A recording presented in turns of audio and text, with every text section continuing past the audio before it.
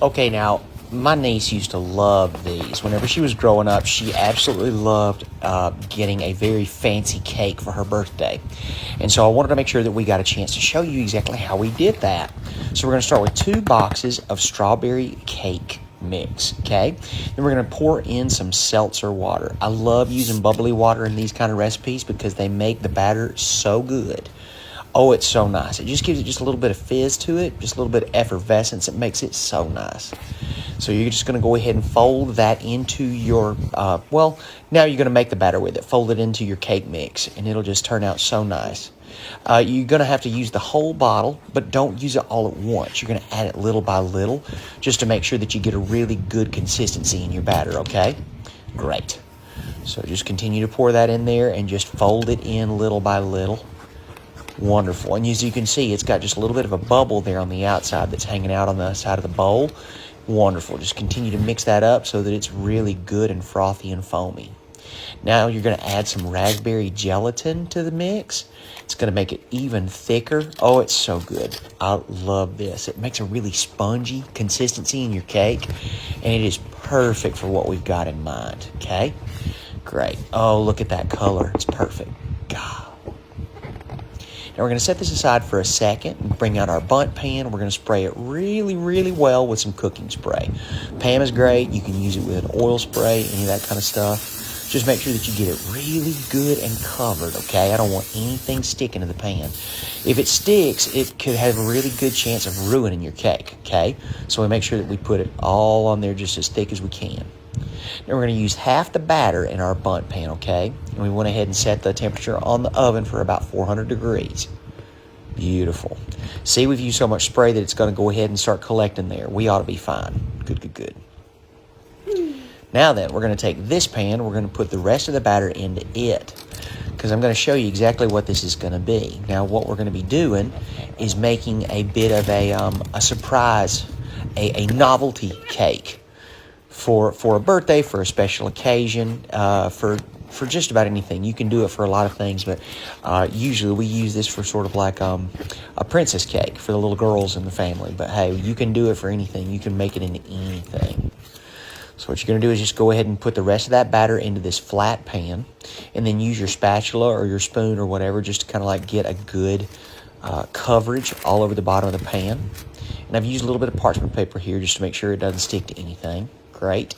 And get it all the way into the corners and all the way to the sides. Beautiful. Look at that, how nice.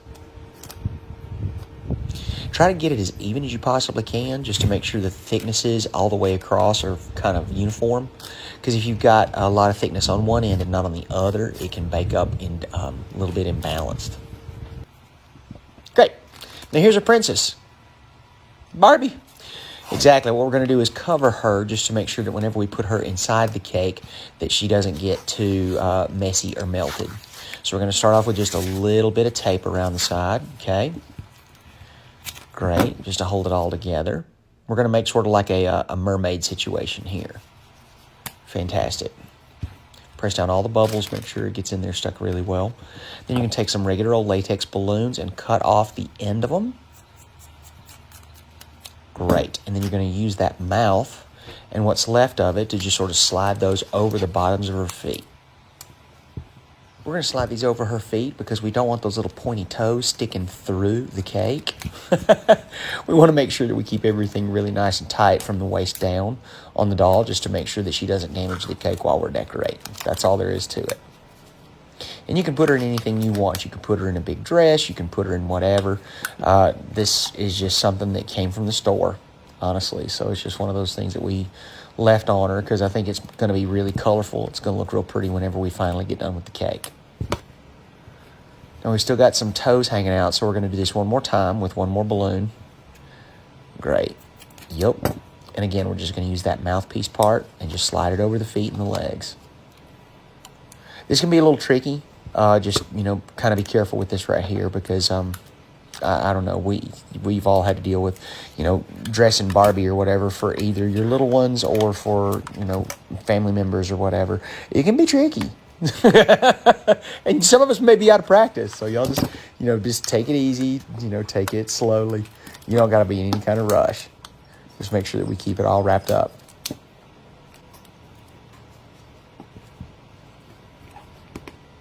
Good, good, good. That'll also help keep a lot of the icing out of that dress or her outfit, whatever, to make sure that it doesn't get stained by the icing. Okay, perfect. Now we've got our cake out. It's looking good. We're going to give it a little tap to make sure that it's got a good consistency to it, that it's really well done. It'll bounce back. It'll be a little spongy. Now you want to flip this pretty quick. Oh, no. Oh, man. All right, we can fix this. We can fix this. Yes, we can. All right, great. All you're going to do is just kind of reassemble it. I think we could probably fix this with some cake icing. Not a problem. We got this covered all day, twice on Sunday. No problem. Oh, man. Dadgummit. You know what? No, we're just going to go ahead and try something different. We're going to crumble this beautiful strawberry raspberry cake into a bowl, and we're going to use this cake for something completely different, but just as delicious. No problem. We got this. We got this all day long.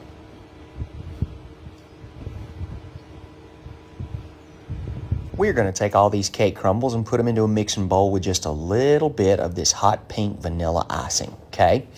Great.